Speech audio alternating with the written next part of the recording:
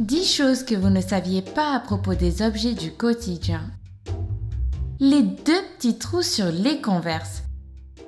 Vous croyez que les 2 petits trous sur les célèbres baskets étaient là pour évacuer la transpiration ou même juste pour faire joli? Détrompez-vous, ils ont une réelle utilité. Si vous glissez l'embout de votre lacet en boucle dans le premier trou latéral opposé, puis l'autre avant de finir votre laçage, vous allez pouvoir ajuster votre chaussure à votre goût au plus près de votre cheville. Il ne vous reste plus qu'à le faire dès que vous mettrez des Converse et à nous dire ce que vous pensez de ce nouveau type de laçage.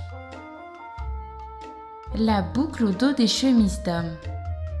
Vous voyez le petit passant qui se trouve au dos des chemises pour hommes? Mais si, cette petite boucle placée derrière, un peu en dessous du col de vos chemises, messieurs. Voilà, c'est ça, vous voyez maintenant? Eh ben, savez-vous que ce cordonnet est un héritage de l'époque où les foyers n'avaient pas tous des fers à repasser? On laissait sécher une chemise en la suspendant pour qu'elle se froisse le moins possible. Au départ, ce sont les marins qui utilisaient ces chemises lors de leur voyage en mer. Les sportifs ont ensuite adopté cette petite astuce pour suspendre leur chemise au crochet des casiers des vestiaires. Le passant s'est ensuite démocratisé au sein des foyers dans les années 60 aux États-Unis, puis propagé un peu après partout ailleurs dans le monde. De nos jours, ces cordonnets sont plus là par tradition qu'autre chose, mais au moins désormais, vous connaissez le fin mot de l'histoire.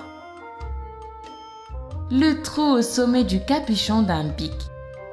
Les enfants en bas âge adorent mettre dans leur bouche tout ce qu'ils arrivent à attraper avec leurs mains. Cela cause beaucoup d'incidents, notamment des étouffements en avalant le capuchon d'un stylo par exemple, objet tout aussi répandu que mordillé. Bic a donc pensé à protéger petits et grands et à rajouter un trou au sommet du capuchon de ses stylos. Un orifice qui permet à l'air de circuler au cas où le capuchon resterait bloqué dans la gorge. Et c'est vrai que ce tout petit changement a déjà sauvé beaucoup de vies. La petite poche intégrée dans la poche des jeans.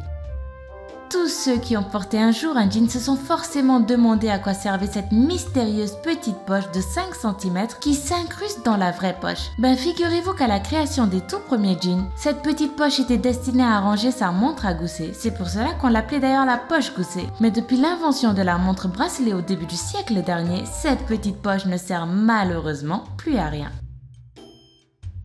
Le trou présent sur les hublots des avions.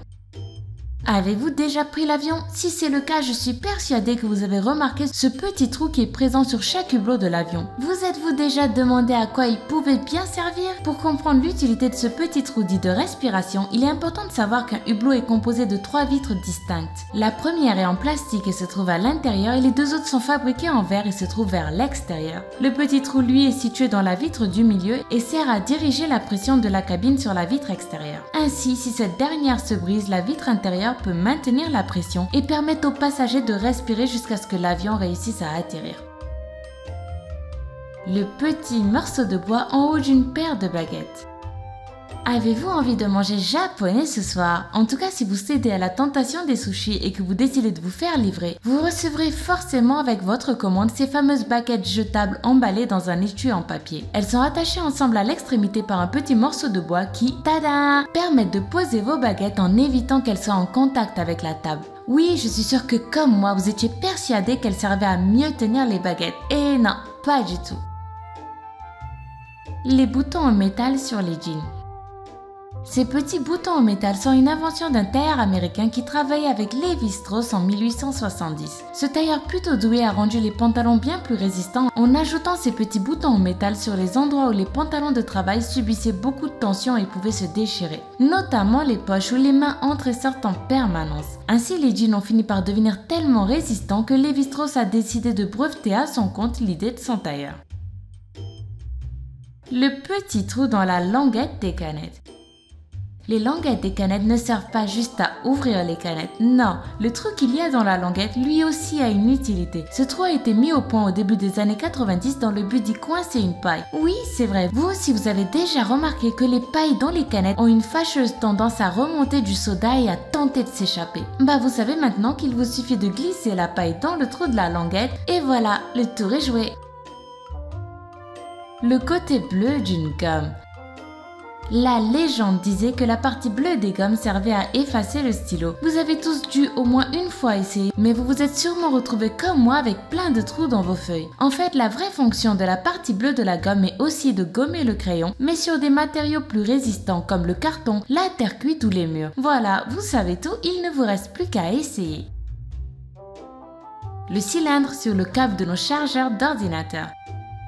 Vous connaissez ce cylindre qui se trouve sur le fil de votre chargeur de PC? Oui, celui-là même qui vous embête quand vous essayez d'enrouler le fil. On a tous l'impression que les fabricants se sont juste amusés à nous compliquer la vie au moment du rangement du chargeur, mais en fait, ce cylindre est très important pour votre ordinateur. C'est une sorte de mini-ordinateur appelé perle de ferrite. Il protège les signaux et empêche les ondes de vos appareils électroniques d'interférer les uns avec les autres. Je suis sûre que vous vous rappelez de ce petit bruit extrêmement désagréable du téléphone qui fait grésiller la radio. C'est ce qu'on appelle des interférences radio et la ferrite va empêcher par exemple que la fréquence de votre ordinateur fasse grésiller votre téléphone portable. Voilà, maintenant on sait que le cylindre de ferrite n'est pas là juste pour nous embêter quand on range le chargeur.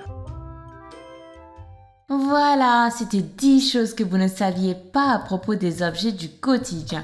Avez-vous appris quelque chose dans cette vidéo? Dites-le nous en commentaire. Sinon, si par bonheur cette vidéo vous a plu, n'hésitez pas à mettre un pouce en l'air juste en dessous et à vous abonner pour ne pas rater la prochaine vidéo du Lama Fâché. Vous pouvez aussi nous rejoindre sur nos réseaux sociaux si vous en avez envie et cliquez sur la description pour consulter nos sources. Bye bye!